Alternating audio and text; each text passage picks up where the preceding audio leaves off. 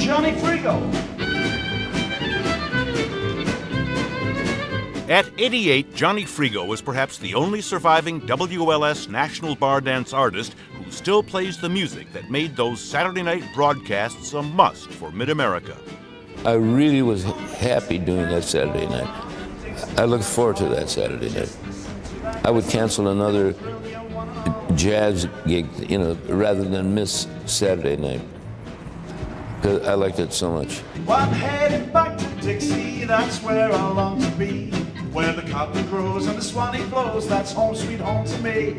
John Langford has revived the music of the WLS barn dance. It's also the subject of his visual art. Likewise, the subject of the art of Rob Lentz, which looks back to the era when WLS and its national barn dance made Chicago the country music capital of the world. It is hard to believe, but it is true. And I think the thing that's interesting to me is that it happened so early. During the year's WLS broadcast the National Barn Dance live from the 8th Street Theater, some 6.5 million people saw the show in person. Tens of millions more heard the barn dance performers over the radio. The show was so popular in the 30s and 40s that a portion of the show was broadcast coast to coast. And in 1944, Paramount brought the WLS National Barn Dance to the silver screen. Hello, everybody, everywhere. You're listening to the National Barn Dance. No other Chicago radio station has been so honored by Hollywood. When WLS went on the air on April 12, 1924, it was owned by Sears Roebuck. It had a rural orientation from the beginning. The venerable Prairie Farmer Weekly, founded in 1841, bought WLS in 1928. At its headquarters at 1230 West Washington, the printing presses rolled on the first floor, and from the third floor WLS studios, live country music reached an audience broadcasters of today have all but forgotten. Burridge Davenall Butler was the media's arm at the helm of WLS and Prairie Farmer. He was blustery and dictatorial, but he had a philosophy of broadcasting that worked at the time. One thing that Burridge Butler once said is that we are guests in people's homes.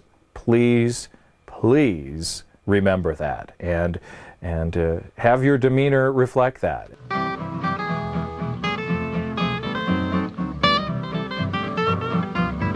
Rural mid-America was the audience Burridge Butler targeted, and it was here, between the Alleghenies on the east and the Rockies on the west, that listener loyalty to WLS ran the deepest. You look at the connection of the listener. That is, I think, something that we don't see much of anymore, is the connection that they had. And here's people that are out in the farmland in the Midwest area, and they're up early in the morning, they're out all day, and their weekends are spent no more than 5 miles from where they grew up. And this big radio signal comes in from Chicago with information and news and music and all these crazy characters that ended up becoming part of the National Barn Dance.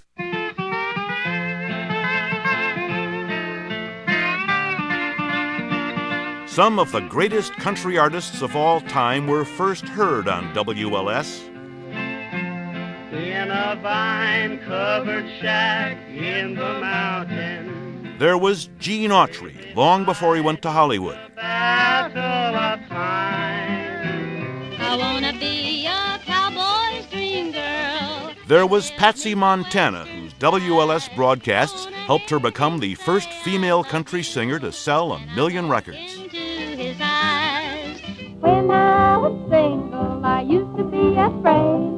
There was Lulu Bell Wiseman, in 1936 elected the Queen of All Radio thanks to her WLS appearances.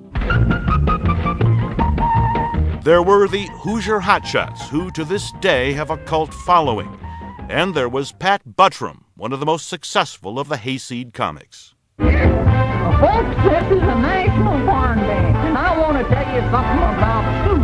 A lot of people may remember him as Mr. Haney in Green Acres, but even before he went to TV, he had a huge career at WLS. homesick, heartsick. There was the ageless Grace Wilson. She sang on the first WLS Barn Dance. She sang on the last WLS Barn Dance.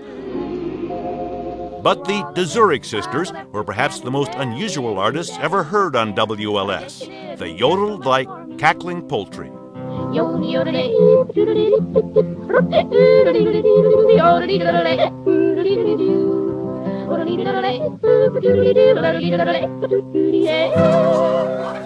WLS had a news department that told the farmer what he needed to know, a staff meteorologist who told farmers when their corn and beans should be going into the ground.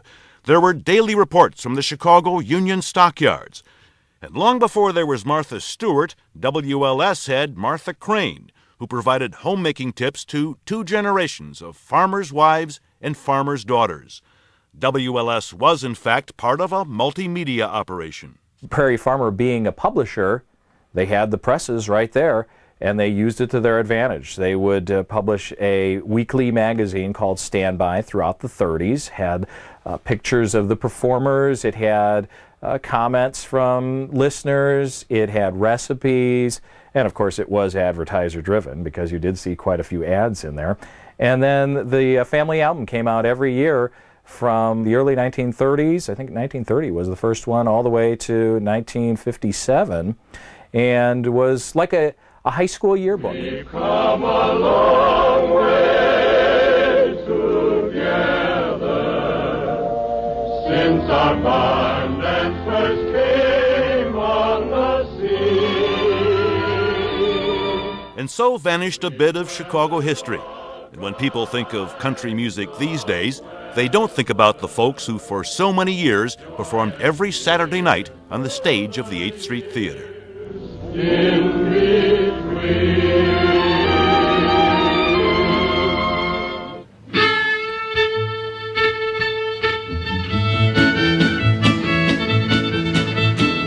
But the spirit of the WLS National Barn Dance is alive here, in life and in art. And we still have a long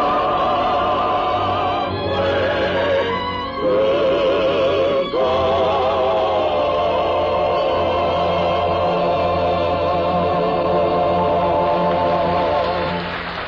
For Chicago Tonight, this is Rich Samuels.